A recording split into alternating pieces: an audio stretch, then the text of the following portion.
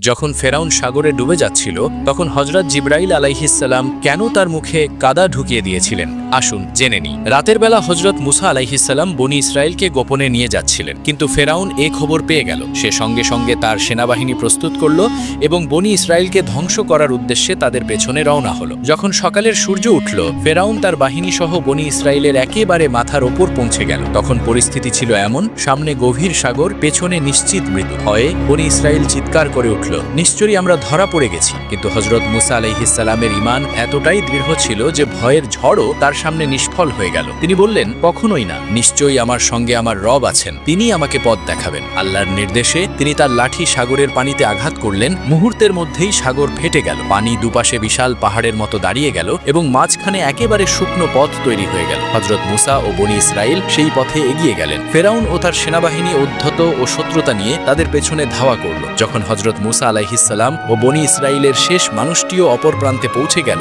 তখন আল্লাহ পানি আবার একত্রিত করে দিলেন এবং সবাইকে ডুবিয়ে দিলেন। ডুবে যাওয়ার মুহূর্তে ফেরাউন বলল, আমি ঈমান আনলাম যে তিনি ছাড়া আর কোনো উপাস্য নেই যার ওপর বনি ইসরায়েল ঈমান এনেছে, আর আমি অনুগতদের অন্তর্ভুক্ত। যখন হযরত জিবরাইল আলাইহিসসালাম এটি দেখলেন, তখন তিনি সাগর থেকে কাদা তুলে ফেরাউনের মুখে ভরতে লাগলেন, এই ভয়ে যে সে যদি তওবার শব্দগুলো উচ্চারণ করে ফেলে তবে কোথাও আল্লাহর অসীম রহমত তার কাছে পৌঁছে না যায়। আল্লাহর এই অপরিসীম রহমতের জন্য আপনি কি এখনো কমেন্ট ও শেয়ার করেননি?